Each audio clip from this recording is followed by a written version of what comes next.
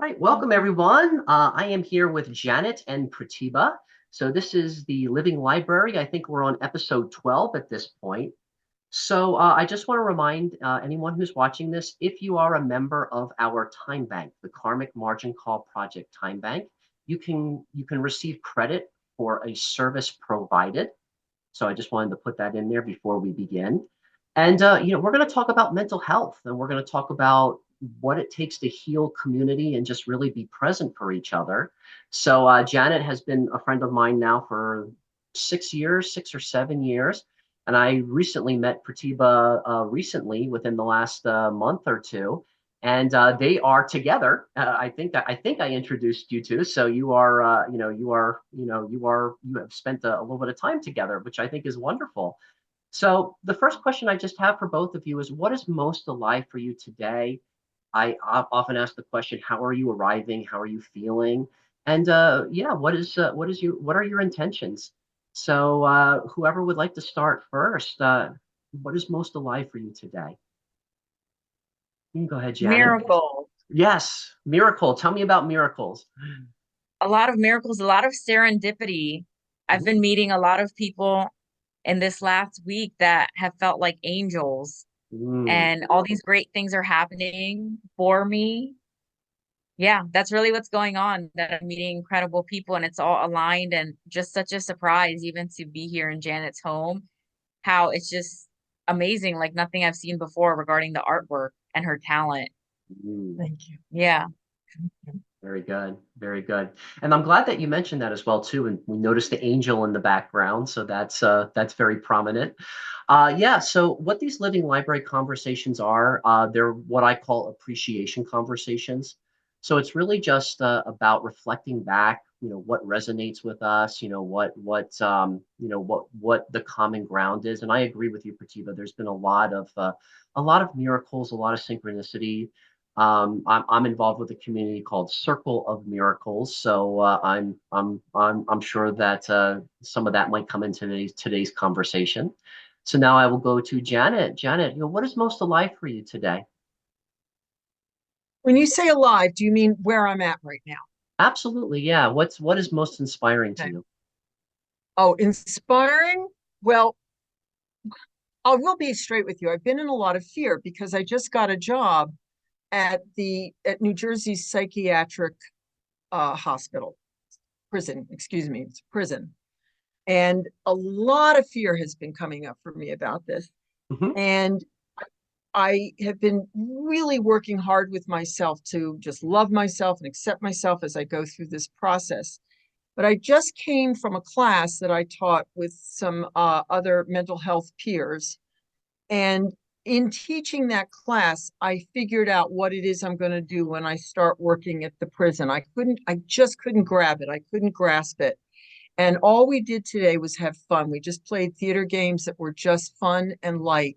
And here I was thinking, I'm going to go into that prison and get these people like can opener, open them up. And I thought, no, today I had so much fun today. I just thought that's what I'm going to do. And so that was my moment of inspiration, was getting in touch with, okay, here it is. Here's the thing. I've got it. And it's not that complicated. And I don't have to be scared doing this stuff.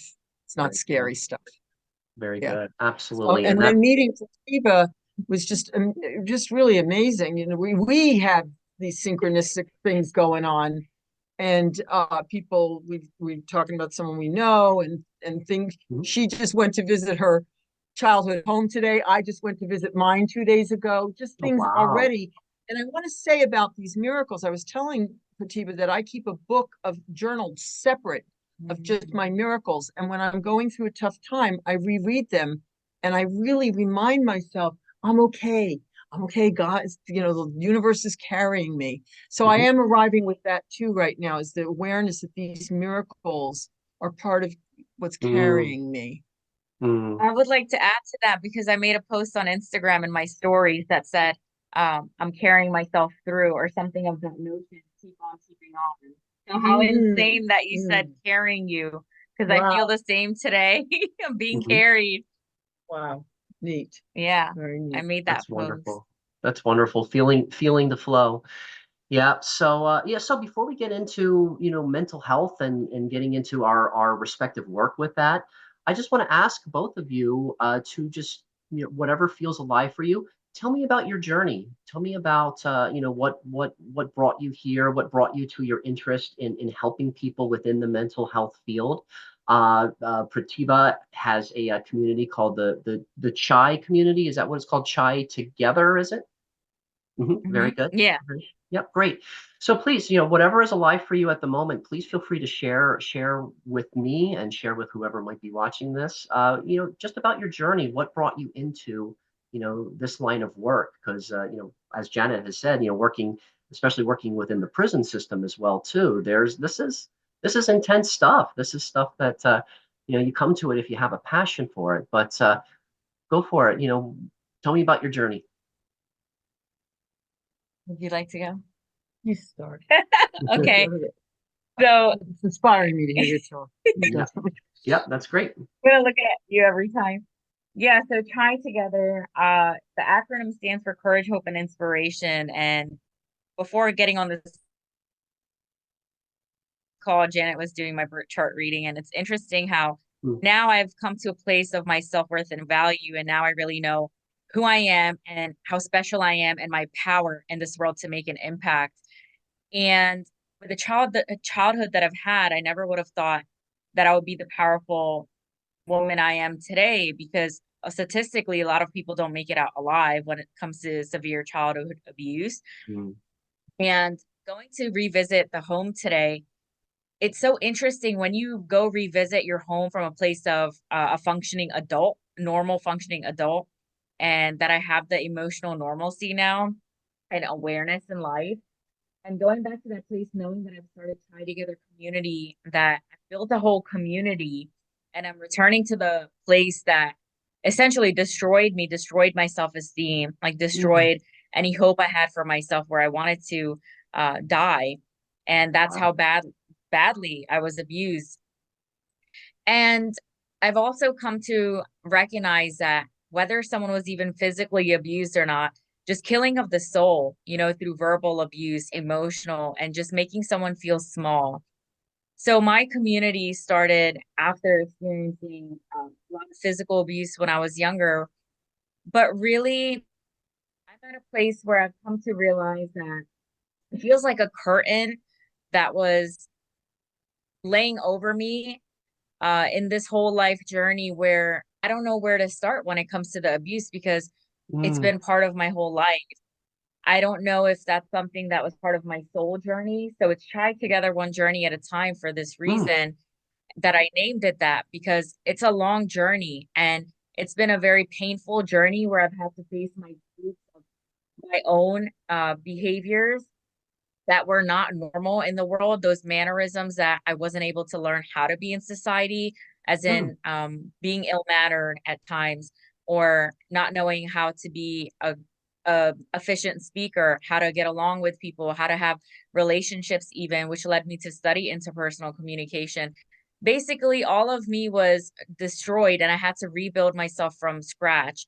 And that's really what Chai Together community embodies mm, because when I had experienced my second trimester abortion, that was a physical rebirth of my body, and the emotional rebirth came after when I started my community, and that actually helped me heal to the point where I'm here today, sitting with Janet and returning to my childhood home where the physical abuse took place when I was 16 that I had to go to the police for and had a social worker that mm, completely changed my whole life around. It is the reason why I was living in suffering and wanted to die. And the fact that if I had allowed that to really kill my spirit, I wouldn't be here today, but it's a higher power falling on my life. This very reason why I'm here, why people resonate with me. excuse me, Pratibha. I'm sorry. I'm sorry. Can you move in a little bit to Janet? We're getting a little bit of the garbled sound there. There we go. Oh, okay. Yeah, yeah, sure. Now we So, got it. yeah. Mhm. Yeah, thanks. Yeah, this is great. So yeah, this is the reason why people are able to resonate, because as Janet was saying regarding my birth chart reading, because I have all of the tools but I had to rebuild myself to be that person who can vocalize and advocate after being shut down and being told that I don't have a voice. And Mm. I literally had to fight to just be myself, and not everyone had to do that in this life. Some of us are given larger burdens, and not that we can measure someone's trauma, but there are people in this world that may go through more tragedies than others. And mine seem to be countless from the time of age 4 until um age 20, 27 when I experienced abortion. So that whole period of my life, I really wasn't living, and I was very depressed, and I did not want to be here because I wanted the pain to end, but I wanted to know what happens when you overcome. So really that's what Chai Together is about. And so I started showcasing stories of individuals who have overcome or are in that process, because it really is a journey, and we don't have the answers as human beings, and there's miracles, things you don't comprehend that take place. And that's how we're able to say that something happened, something shifted emotionally, to where we can be better in better mental health and wellness. Yeah. Great, thank you. Yeah. Yeah, before we go into your story, Janet, I just want to reflect back to you, Pratibha. Thank you again, for your bravery and your authenticity as you tell us about, your story. It's not easy to just talk so openly about what you have been through. And, I just want to reflect back that I think it is very, very admirable and very brave for you to just be open to talk about things that some people are still working on being able to have the courage to talk about it with such openness. Mhm. So that's what we want to enhance here, is that this is a safe space where please feel free to just to speak your truth. And our work, I know that Janet and I have done a lot of work in being able to provide space, to just be able to speak your truth, whatever that is. And that's the key thing, without judgment, without judgment, and Mhm. not trying to fix people, just being able to let people you know uh, have the support to be able to guide themselves to whatever answers they're seeking. So thank you. I just wanted to reflect that back. And Janet, what's alive for you after listening to that? Tell us about your journey, towards the healing that you do in mental health. It was interesting because I was thinking, oh, I didn't have abuse, not like that, but I did. My abuse was in school. I was teased and bullied, and mostly teased, and every day. And by the time I was 9, I was seriously wanting to take my life. I had a whole plan, and it lasted like a year, and I didn't tell anyone. So my journey begins out of desperation, and it returned again as a young adult after high school, and and again it just kept coming back, and then it would kind of go away, and finally I had no choice. I had to do something about it. So I put myself in a hospital in 1980, and I was diagnosed with bipolar disorder. And that's really what turned everything around for me. When I got out of that, even before I got out of that hospital, I was performing mime. I'm a mime. I'm a professional mime, and I started performing a mime show, uh, uh, you know, the patients on the unit. And so I was studying mime while I was in the hospital. They would let me go out on the weekends to study mime. And so yeah, I've been in many hospitals. I've had tons of shock treatments and all kinds of meds, and none of that really did the trick for me. The hospitals stopped me from making an attempt. Mhm. I never really did want to make an attempt. I love life a lot, Mhm. but I couldn't get that word suicide out of my head. And so over the years, I just kept knocking my head against the wall until I was teaching drama along the way. I'm a, theater person. And so I started taking these theater ideas and art. I'm an artist. This is one of my pieces here. And I just started taking the arts and saying, how can we use this with mental health? And that's when I started having more fun. And I noticed that the more I work in the mental health field, the better I feel, the healthier I feel. And so I work now throughout New Jersey, different centers, different wherever I can find work. I just go in and, teach these creative art classes. And I'm, as I said, I'm supposed to start at the prison, knock on wood. We'll see how that goes. But I just always ask myself this question: what do I wish someone had done with me that would have helped me? All these programs I went through were a lot of talking. And I just noticed that people were falling asleep in the groups. They weren't getting anywhere. So when I was going through a program, a day program, I asked if I could lead a art class, and they gave that to me. And that was really the beginning, not the beginning, but that was the beginning of the last 14 years where I was working more regularly doing this kind of thing. And I just see the joy that it gives people to not have to just talk. The talking seems to come out of the exercises, out of the artwork. So then I wanted to write a show on suicide prevention and bullying. And my husband and I started working on that together. And he was going through suicidal ideation too. He actually made an attempt. I never did. I was too scared to. And so the two of us didn't know how to get out of this. And so we heard about Suicide Anonymous, and there were only live meetings in Memphis. And we thought, well, we're not moving to Memphis. We're too depressed to move, hardly walk out of the house. So we started a meeting in New Jersey. Then we started another one. And we had a couple of meetings running. And finally, my husband, being skilled at the computer, figured out how to put it on the internet. Then it was called Skype. And so he made it international. And finally, the people in Memphis also joined us. And, now we can go to those meetings too, their meeting. So a bunch of meetings came out of this one that my husband and I started, and that really saved our lives. We just had no place. We could not talk about suicide much in our day programs because they would run you to the hospital. And after you've been in the hospital enough times, it doesn't work anymore, really. I didn't want more shock treatments. So I am so grateful for Suicide Anonymous, and I go kind of regularly lately because I've been having a tougher time lately. And so we wrote this show, and then my husband passed away. And just before he passed away, we started passing the baton on to some other people. And now we have a new show, Mike, you being the director, and he's a player in the show. And also, Mike and I are on another team where we work to bridge the gap between different factions, like between consumers and their providers, between staff and school students, wherever there is a need for two different kinds of groups to communicate.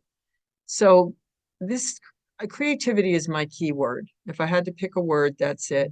And another thing I want to share with you that I did that really helped me was the word suicide is so scary to me. I changed the word to Sua love.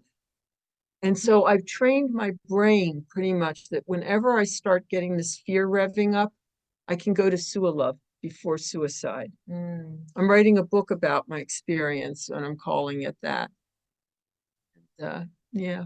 So that's a lot of my journey. My husband passed away 6 years ago, and I thought I'll never make it without him.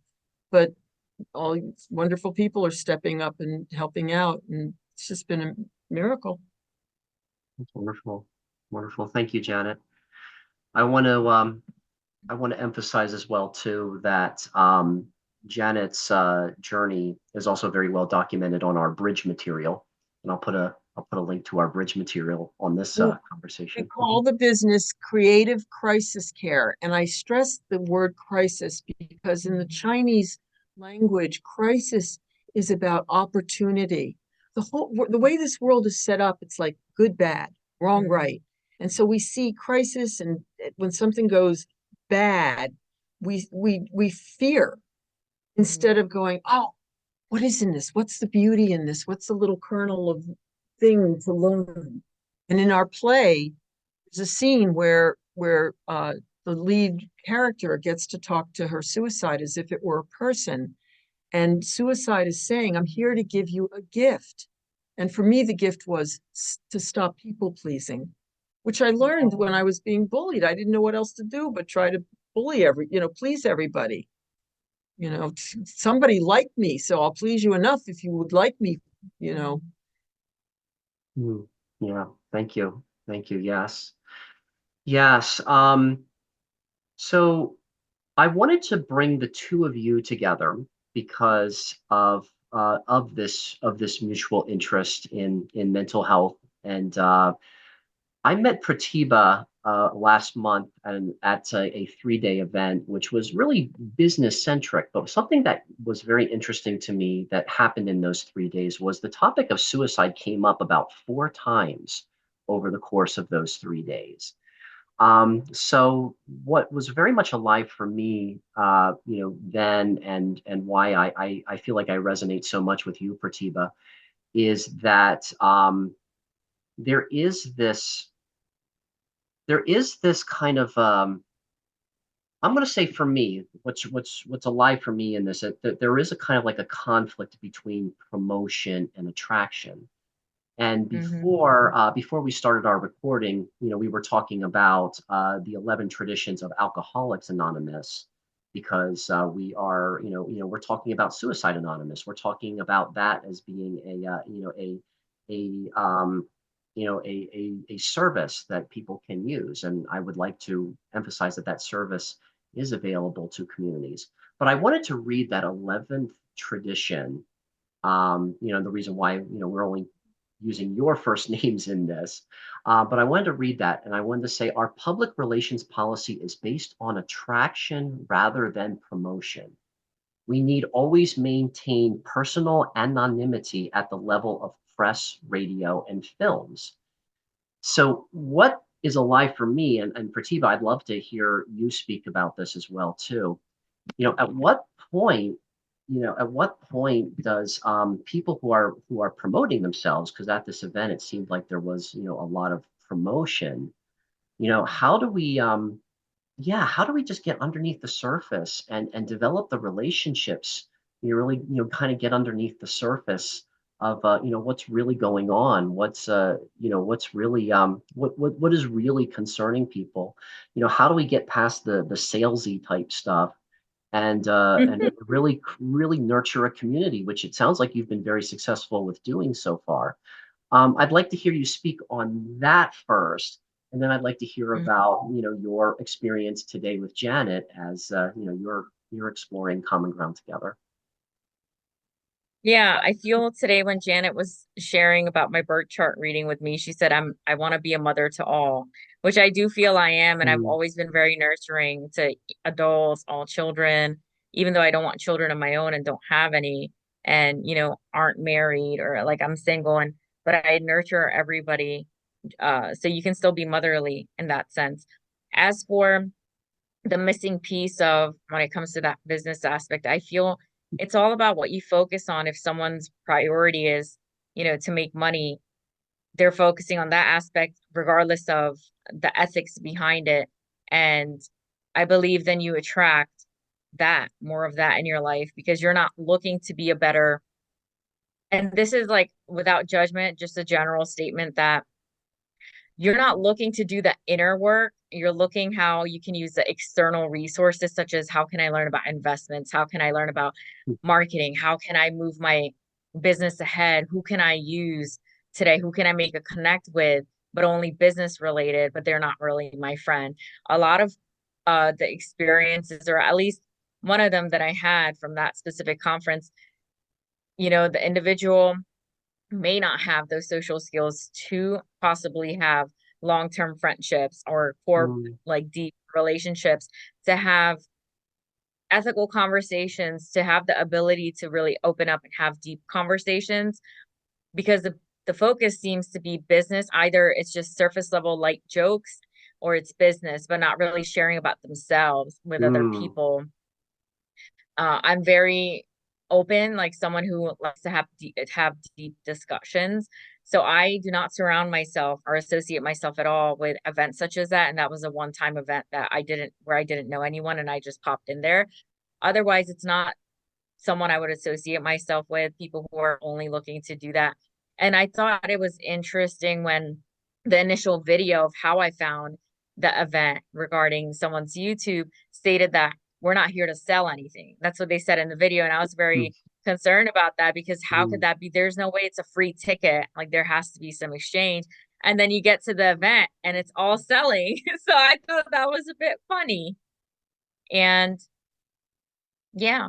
And there was a second piece that you wanted me to speak on. So I spoke about me Mhm. being here with Janet in that Yep. aspect. Those were the two pieces. No, I'm glad you mentioned that too, because Janet and I are involved with this group that we've been nurturing for the last couple of years, the Bridge, and we're starting to do work, and we're starting to get a little bit of pay for that.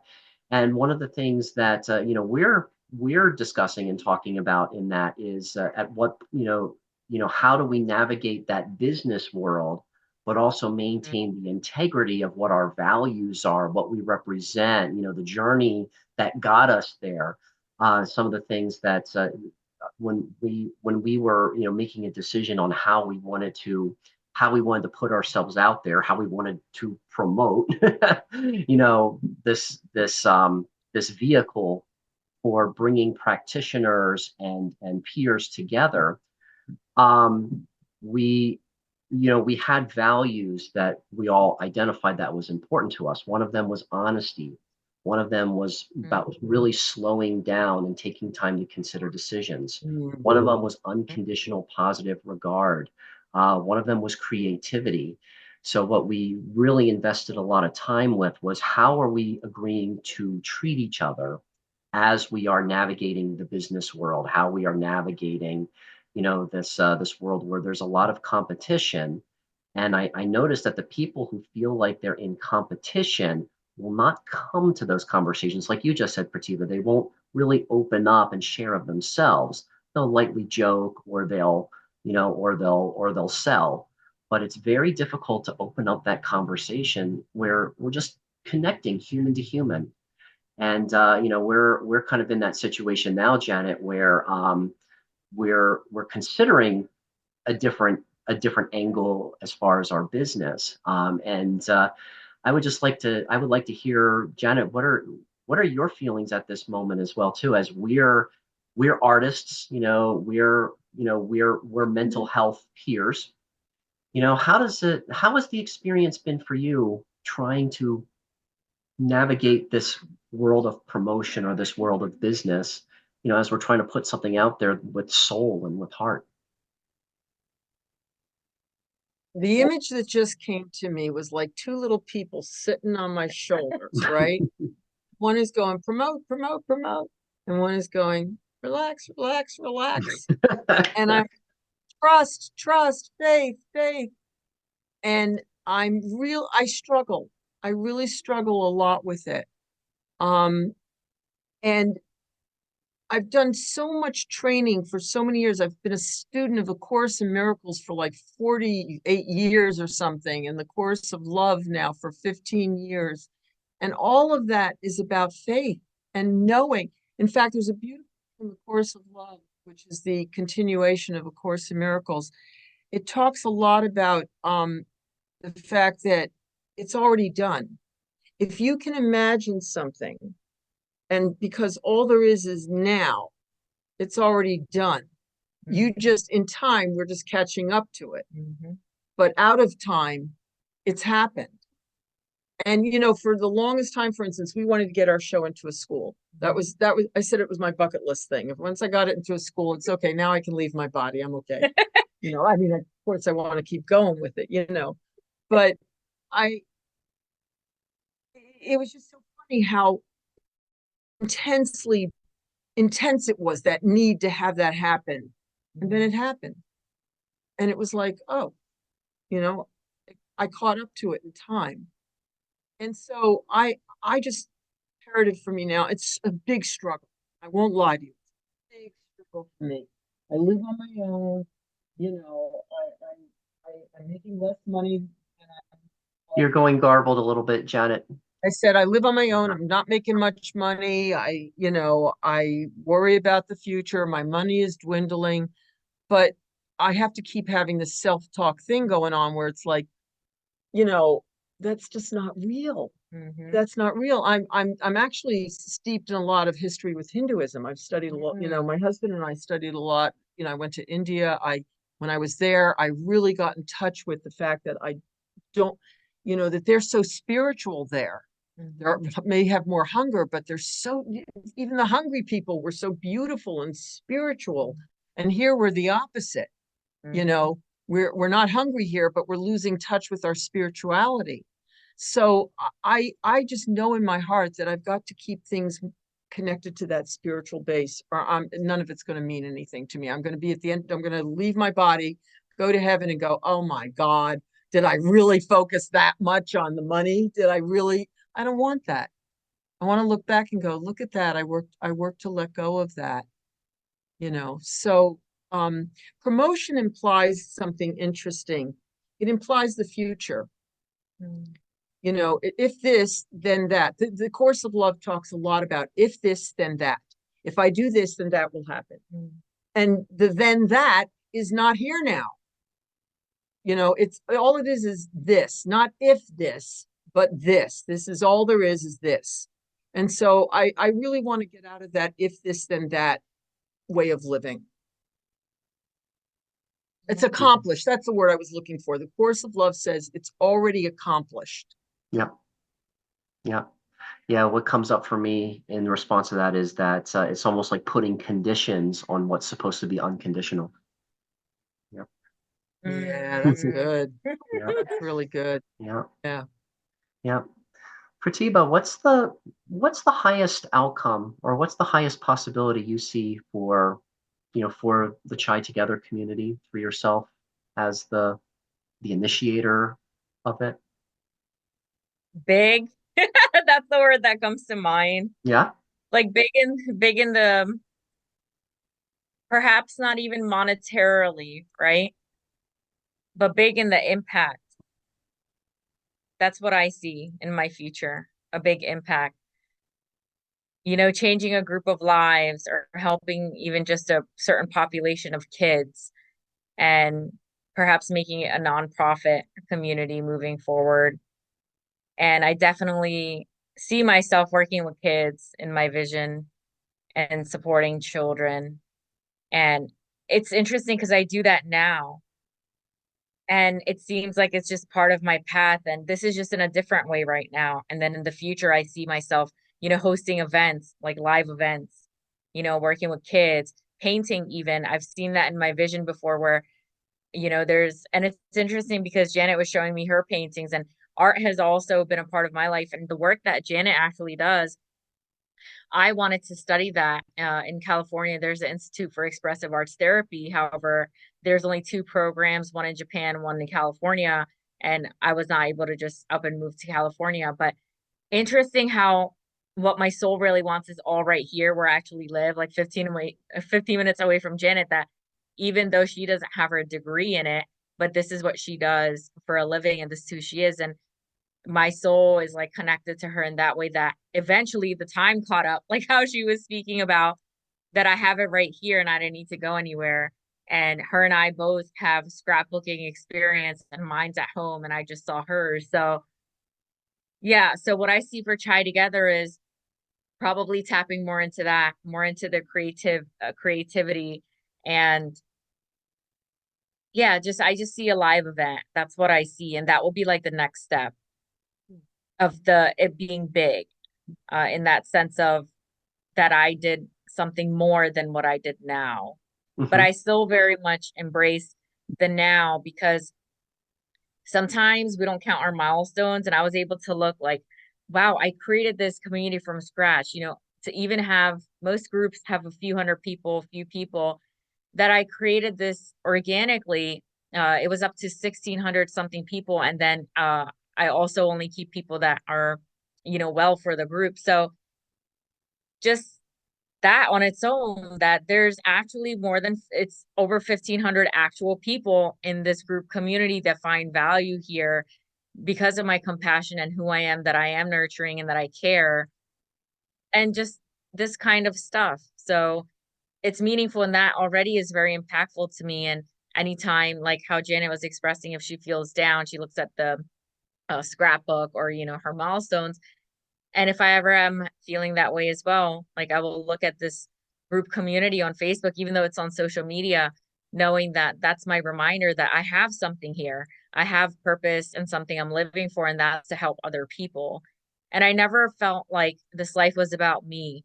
It's never been about me. I've always been the kind of person to give away, they say the shirt off your back, like give someone my food and give the last of my money. And some of those is trauma response from before, but even now, I will help at a capacity, but to make sure it's not people pleasing. So I've come to change in that way. Yeah. I'm just taking that in.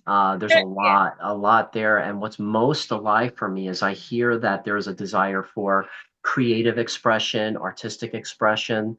One thing that's really alive for me that just kind of really just exploded in my brain. My wife is an art therapist. Um, and Wow. I would love to see more spaces, more environments where we heal through the arts, whether it be through painting Yes. or through theater or anything like that. I mean, that's what I feel like is a resource that I think would benefit, the commons, that would benefit, help with Mhm. this expansion, is understanding, the healing power of the arts. And a lot of times, like what we see in our society is sometimes the arts are co-opted, and it becomes, it becomes a competition, about who can really establish their self image rather than Mm. go towards self actualization. So yeah, that's what's really alive for me, Pratibha, as you say, that is this need for creativity in the arts, which in our play, The Wizard of Iz, there's a whole scene about artistic expression as a way Mm. of kind of like self healing, self therapy. Janet, I would love to hear more about the inspiration behind those scenes. First of all, tell us about those scenes that are in the play where the artistic side comes out and how it's healing, and then tell us the inspiration about how that helped you, how that really helped you with your mental health journey. The play. Yeah, the I have to scenes. tell you something. You know what I'm caught on? I'm sitting. Look at this picture behind me, Mhm. because I face away from it where I sit in the living room, and I'm sitting here staring at this, and this picture is so symbolic. What you're asking, I think. What Mhm. Okay, I'm losing your voice. Losing your voice again. this this is an angel up here, and she's standing in fire. Mhm. And the reason I point this out, this is what my play is, our play. This is really what this is about, is that what I really appreciate about you. You walked into my house, and you just showed me who you were, and that you love who you are, and that you're proud of it, and you own it. And this was at a time when I could not be proud of myself. I was very angry as I was coming out of the suicide thing. I was so angry. And um and so the fire is my anger. It's my ego. And this angel is surrendering. She's standing there surrendering and going, "Okay, I'm angry. Let my ego just burn, and I'll just surrender to it." And I see that in you, that you have surrendered to this incredible amount of trauma that you've been through. And I guess that's what the play is. It was like it was growing in me for years and years and years. I had that play was in my head. It was going to be a different thing altogether. But then as I was coming out of the suicide, it was like, no, this play has to be about suicide. And I really saw it mostly for kids, for teens. And kept getting little visions of it. And I kept thinking about, and then my friend said, how about related to the Wizard of Oz? Mm. So but I knew, so it became the Wizard of Is, Mm. IZ, and it's about what is accepting what is, which is what this. I accept that I have anger. I accept that I get jealous. I accept that I have such shame sometimes. So, the word that came to me when you asked your original question, I don't remember exactly what it was. Where do you want to go with what you're doing? The word deep came Hmm. up for me. I Hmm. love going deep. Yeah. Oh my gosh. And I'm too deep for a lot of people, you know? Hmm. I really am. People make that, I can see them going, talk to the hand, I don't want to go there. So I'm learning to lighten it up wherever I can. My greatest joy is to get under the Hmm. pain, the tear. I love when people cry in front of me, I'm at home. Hmm. Tears are just like I'm like, let me stand under your tears and catch them, please. Let me throw them over me, like Hmm. that. Yeah. It's like I just I want to hear the trauma. I Hmm. want to, I can do light conversation, but I'm 66. I've been doing it long enough, I want to start really hearing what's missing, what we're not talking about. I really believe that anger, we can see it politically. Anger is becoming the thing that nobody wants to deal with. And we Yes. have political figures that are standing up going, it's okay to be angry. Hmm. They're not showing us how to do it in a healthy way exactly, but Hmm. I think that it's time. I really, when this decade started, I said to myself, this is the decade of anger. It's going to Hmm. come up, and it's time for us to really, feel it and deal with it. Let it come up. And, you know, I do all kinds of creative anger work. I Hmm. color my anger out. I rip Mm. paper up. We do it in the play. Hmm. I would like to see that in schools. I'd like to see an anger room in schools Mhm. where kids can. Oh, I'm losing your voice again. So, Last thing I heard oh, was I'd like to see an anger room in I'd like to schools. see kids go into school, have a room in schools where kids, when they're upset, they can go in there and release their anger. I've heard there are quiet rooms where they can go and meditate and, relax. But for a lot of kids, that's not the next step. It wasn't for me. When I got angry as a child, I needed someone to stand next to me and hit the bed with me. My mother had done, if parents would do that with their kids, Mhm. and the kids said, so, oh, mommy, daddy, they're doing it. I can do this. I think we would be so much better off. So there's books that say no, expressing anger makes it worse. Not for me. Not Hmm. for me. Creatively releasing anger really, really helps. Yeah. I'm losing you Maybe again. it's true. Hmm. Maybe it's true. Hmm. Maybe the studies are right that it makes it worse. I don't know. Hmm. But for me, it works Yeah. Mhm. to do that. I just It's had a. interesting. Mhm. I'm looking at a little slip of paper I put on my Pratibha sent me a video to Mhm. watch the other day. Mhm. Beautiful, beautiful two women talking. And there was a line in it that said, our care is inextinguishable. You were talking about your No. how much you love to care. And I really have been sitting here with the thought that care, you can't extinguish care. It's just natural for us to care, Mhm. you know? Um, and so there's, by trying to say, no, don't be angry, don't have your feelings, you're trying to extinguish something that needs care. Caring is letting that feeling be. We can't extinguish that. Mhm.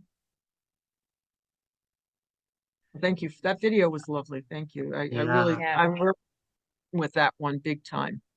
Yeah. What's really alive for me after you had said that too, Janet. Especially with expressing it, being able to express anger through story, through music, through art. Um, One thing that I'd like to ask Pratibha about, what she feels willing to share at this moment is I realized over the last 5 or 10 years, I have had a lot of conversations with women who have been abused, who have survived abuse. I did a video last year from my friend Ellen, who had been on the run and in hiding in Europe because she had her finances cut off. She was being stalked by people within a network who were stalking her. So I read her story about not wanting to be told, but just the courage to be able to tell it. And I think that's the kind of thing where I think anger is healthy, is very much healthy because there's so much gaslighting, there's so much resistance when, especially when women start to express anger and take their power. That there's this almost like a concerted effort to kind of railroad that and redivert that. So anyway, that's just what's alive for me in this moment. Pratibha, I wanted to ask you about that and wanted to ask, you know, what do you feel willing or what do you feel comfortable sharing about being an abuse survivor? Hmm. Yeah, I feel comfortable sharing anything really at this point. It just feels like as I was listening to you talk that I just got tired of people mistreating me, Mhm. from all aspects. Like literally, there was nobody in my family who protected me. They Mm, just like let me go to the wolves, like knowing what's going on with me with sexual abuse. They just let it go on. The as if, they don't see anything, like turning blind eye, or as they would say, like literally, like they would just close the door knowing what's going on in the room and act like they didn't see anything, Is this things in like India that. or here? This is here. Wow. So, and that's another aspect, like, cultural identity crisis. I had a really struggling time, which led to the physical abuse when I was 16, because and I'm in America. I want to do those American related kid things like sleepovers. And, I just wanted to do what everyone else was doing, hanging out with their friends outside. And being a woman, in the South Asian community, it's that I need to be a traditional Indian woman. We don't do those things. I can't date, black people, and just, all these negative things. But, I watched a video about, and this is tying into what you're asking, with Daniel Mackler. I don't know if I shared about him with you, but he was a former psychiatrist and he makes great content on the rawness of being a psychiatrist, and his thoughts about how he was subjected to sexual abuse by his mom, but not that she physically touched him, but the level of maturity where you share things. And I realized, wow, every single person, every single male in my family and even some females have done that, where they've been too mature with me about, their sexual experiences, and opening me up to things that I didn't need to know at a young age. But even at Indian family gatherings where these group of women are talking about mature things in front of children, putting on Titanic where there's nudity, why is all this normalized? Like that's not children's content. So I was very awakened to these things at a young age. I didn't ask for it to be, you know, done in my environment, but I truly believe all of the abuse has led me to become how I am today, where I am child free. I don't want to bring kids into this world. I am partner free. I'm not looking to date or be romantic with anybody, and not in a way where I'm in suffering. It's a place of contentment where because of my severe life experiences, after even trying again and again to break out of the pattern, and then feeling afraid, that am I not dating because I'm afraid I'm going to repeat a pattern. I went through that phase as well. Now I finally arrived at a place of self-love where I'm not looking for anyone to fix me, heal me, or fill that void within myself. I've really done a ton of healing, like different modalities, from brain spotting, Reiki. I do daily clinical breath work with therapists. Um, and it's and along with talk therapy I've done, and a lot of yoga, and but all these different things combined. But I'm not in a place any longer where I need to have a routine for necessary necessarily like severe mental health maintenance. I don't have that. I am not seeing like a talk therapist. I do like clinical breath work, like maybe once a week or something or more. But other than something that's meditative, I've learned to depend on myself and regulate my own nervous system. So all of this really just ties into, as an abuse survivor or someone who's just learned to, like Miss Janet was saying, surrender, which is really great that you said that, because it reminds me of Michael Singer, who has a book, and I love him. And um, I never thought of it that way, that I've surrendered to what was going on. Not that I gave up, but I just surrendered, like, okay, this is happening. There's nothing I can do to change it because it's outside of me. Adults are controlling the environments. And I want to survive this. And then when I get older, I do what I can.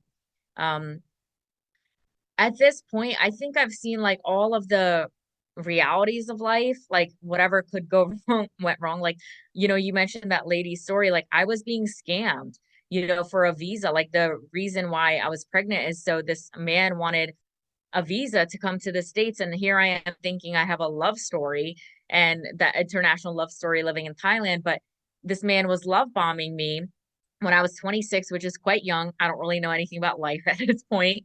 And I'm not finished school and I'm here alone in another country, perfect target.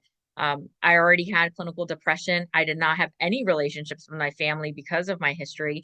So I was an easy target. And thank God for my resiliency and my spirit that I knew that I have to get out of that too. So all the trauma prior just led me to being in the most pivotal aspect of my life, which was experiencing the second trimester abortion. But being in that situation, I was able to survive that abortion surgery and survive the afterlife of it, where for 2 years, my body did not heal back to normal. Imagine that, something you experience for 4 months of a time, your body does not go back until 2 years later, which is during the time of COVID in like 2022. By this time, this gentleman had, while I was experiencing the healing of my surgery, he moved on and married another woman. Me just having back to back hits that life just keeps like where I think I'm moving forward, then I have to go back to therapy because I'm discovering this new truth that, when I came to realize this man got married at the same time when I'm with carrying, his children and had this surgery, and that caused heart palpitations to where I had to go back into therapy and start again. It's not necessarily I was causing this to myself. It's that the care aspect that I cared about my family. I cared about this relationship. And it's like, it seemed as if, how did I get myself here where every single person is causing trauma onto me? It's not really something I ever thought about until this moment. But wow, like, was I really that fragile? Or, they say people who commit suicide, like, they're too sensitive for this world. Like, this world doesn't treat them right. I felt like I was one of those people that where I was made fun of that you're too sensitive. And my sister even had me saved in her phone as depression or something or sadness. Literally, that was my nickname in her phone. And they would laugh about it. These are the kind of people, that I was around and I couldn't get away because they're family, so it's really insane. I feel like more than just like survivor, you have to become like mold into what you have to and just stay quiet and take it uh because there's nothing else to do but to go with the wind.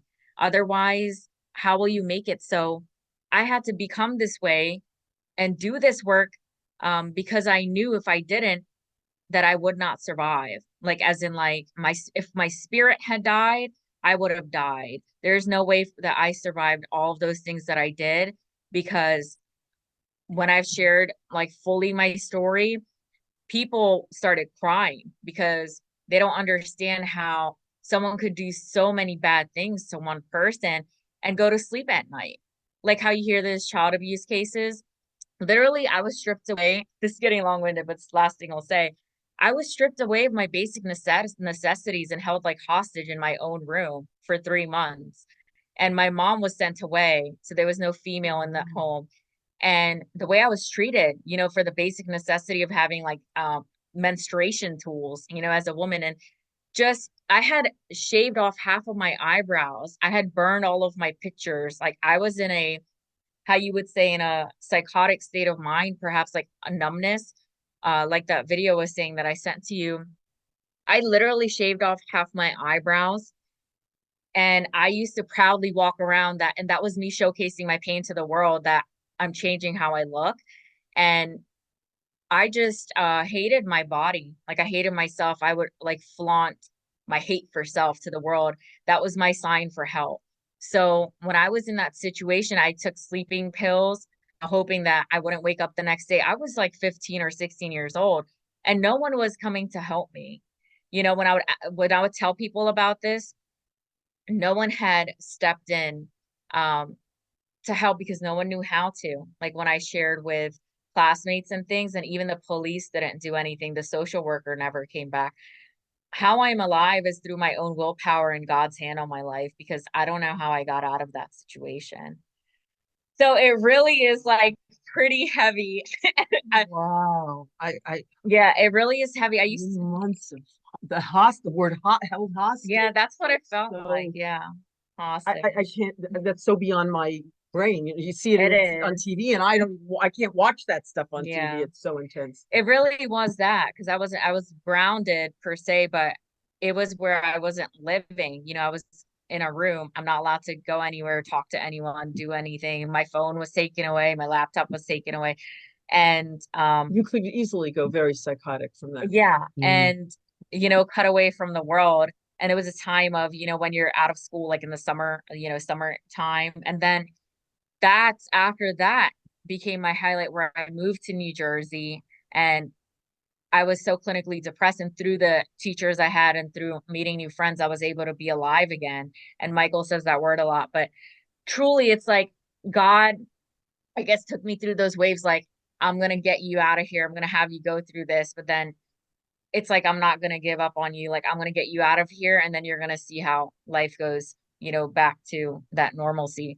But it really was waves. And every moment, I still remember this moment sitting on my bed, feeling like, how unbearable each moment felt to me. Like truly, I could not like bear the pain. And I used to pray to God, like, and I even on top of that, I think that may have caused my skin conditions. I used to have a rare skin condition for my age. Like I was having all these issues come up, and no one in my family like was doing anything about it, just letting myself go to hell basically. And I was praying to God, okay, I understand one thing, but why do I have like 12 problems? Mm. And through that, and I'll leave it with this, through that, I learned to be a writer. Like, so I wrote out my pain. Mm. And through that, the affirmation, so like that negative and then leave out with a positive, that's what I made my life. And it's insane to think that I had no support, that I became my own support. Like, and I even stopped believing in God. And I would say affirmations like, someone out there needs me. Literally, I've been saying that since that time frame. That's what kept me going, because I said, someone out there needs me. Mm. And that love lives here. And I would want those tattoos. Like I used to want those tattoos.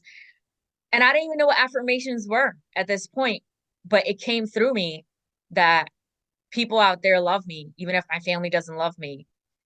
And it's insane how wise I was to know that I'm going to get out of this. And I really did get out of it because of my mental thinking that I was Mm. going to. I don't know how. It took 12 years where I was clinically depressed, like where, I was having suicide ideations, but I never did it because I knew it's not what I wanted. And I would wait for that next day. Am I going to overcome today? Am I going to overcome today? Mm. And then that abortion was the emotional impact. It shifted my body. Like it really just woke me up. I can't describe what that was like, but my whole life changed, and I no longer have anything regarding suicidal. I'm not depressed. Like I'm in the best life I ever had. So that's what happened. Mm. Yeah, that's what happened. Very, Mm. it's Thank you. scary to think about. Yeah, it Really was scary to think nonstop. about. Mhm. Because I remember when I was in Thailand, when I was experiencing that, I was telling us a teacher who lives there, she was like, "So when do you get a break?" When I told her about my life, and I said, "When Mm. I die," and that was my Mm. answer. Wow. And I Mm. was 26. She said, "When do I get a break?" Yeah. Because and I said, "When I die," and I Mm. really thought I was gonna go to the grave with what people had done to me, and Mm. totally different today, where you become like the un-F word, like where no one Mhm. can mess with me. I've become assertive.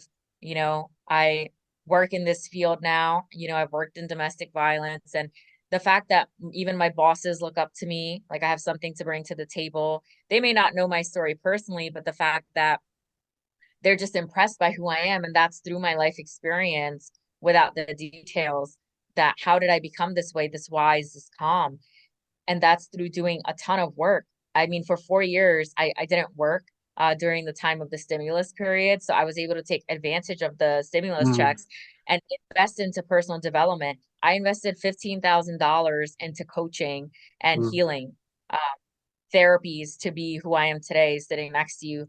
Otherwise, mm, if it wasn't for COVID, I don't know where I would be, if I would be in a psych rehab or where, but if it wasn't for COVID, I wouldn't be here like this. wow. Yeah, at all. So COVID really saved my life because no one was working at that time. That helped me heal because I had all the time to myself to Yeah. heal, read books. And if I didn't have COVID and I had to work, I didn't have anywhere to go. I don't know. I don't know what would be of me today. And that's an honest Mm, answer. So something bad happened and then COVID happened, which was bad for other people, but it saved my life. mhm. I relate to that a lot. It I saved my went Yeah. deep life. into Yeah, too. Yeah. one of the things we say with our play and with our bridge is, finding the magic in the tragic.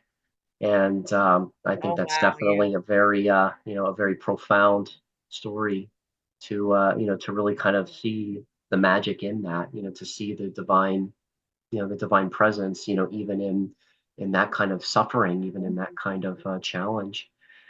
So we have been speaking now for an hour. We have I took it away. no, no, you both.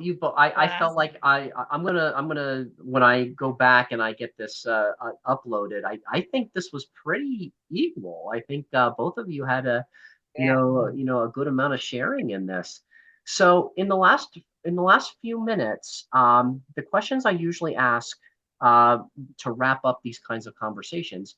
First question is, what did you appreciate most about our conversation together? And I would also like to extend that to what did you appreciate most about your time, the two of you that you spent together today? Wow. Hmm.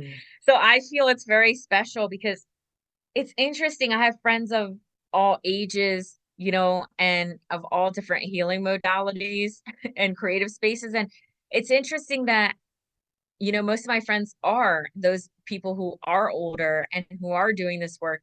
And what I appreciate about today is feeling safe, like feeling comfortable, meeting Janet for the first time, but how your soul is so aligned that I'm so healed to a point where these are the kind of friends I have. Like that's such a big accomplishment from the history of life I've had to today. And it's through reading, it's through doing art therapy, it's through self-education, having that willingness and desire to succeed in life because I've gone through too much to just die out like that. And having that kind of attitude. Yeah, so today's conversation was like phenomenal and it feels pretty unbelievable because I've never told my story in this way where I've been in this kind of setting, sharing it, especially sitting next to someone in person than a virtual setting only. And I think it's special because I believe this is the right timing and this is when it was supposed to be expressed. And there is no excuse, as in the sense of, like, for example, I had little sleep and I was still able to do this today because something that's innate within me, even if I had little sleep, this is something that's my passion on the back of my hand. And I'd be ready, for a stage anytime. So, yeah. Hmm. Very good. Thank you. Thank you, Pratibha. And I'm going to link up with this conversation, link up to your community as well, too. So anybody who would like to, Sure. to explore your community, they can be connected. Janet, what's the best way to get in touch with someone at Suicide Anonymous if that is something that somebody wants to pursue? Well, you can look up suicidality.net, and the way I remember that is it's like a net that catches you. There, see on our website, Okay, I'm losing your voice again. So that's okay, suicideanonymous.com, suicidality.net. Just dot think about net. a net. Okay. Remember, it's a net catching you. That's Hmm. how I remember it. And once you get on the website, you'll see all the meetings listed, but there's a passcode to get into the meetings. So there's an email address, I believe, to reach out to get that passcode. Hmm. So you have to do that. Okay. Um, the readings are on there, everything's on there, Great. Great. information. Great. And what did you People appreciate just most? figure it out. They go, huh, I Mhm. wonder if there's a 12-step group for suicide, because it sure feels addictive to me. Yeah. A lot of people say that, and so they just guess at it, and there it is. Yeah. Yep. Now, what did you appreciate most about today with your time with Pratibha? My life is so much about seeking oneness. Mm. And this is an opportunity. This has become an opportunity for that experience. To have, first of all, just having you in my home. I don't have many people here anymore. They just don't, it just hasn't happened since COVID. My home used to have a lot of people here. And so when someone comes and sees my artwork and can appreciate it the way you did, is like means the world to me. But beyond that, pretty soon in walking in the door, I could just, I saw myself in you. I saw my little girl in you. Mhm. I saw my wise crone in you. And that for me is, it's mirroring. You're mirroring me. And that for me is that opportunity for oneness. So I am eternally grateful for that happening here today.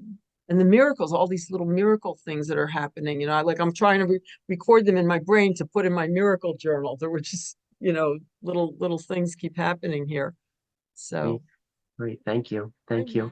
That's how I feel. very magical. That's what I meant to say, the mirroring. That's how I feel like you're me, like older Mm, version of me, Wow. you know? Thank you. That's how it feels. Yeah. Thank you. very cool. Lovely. Thank you.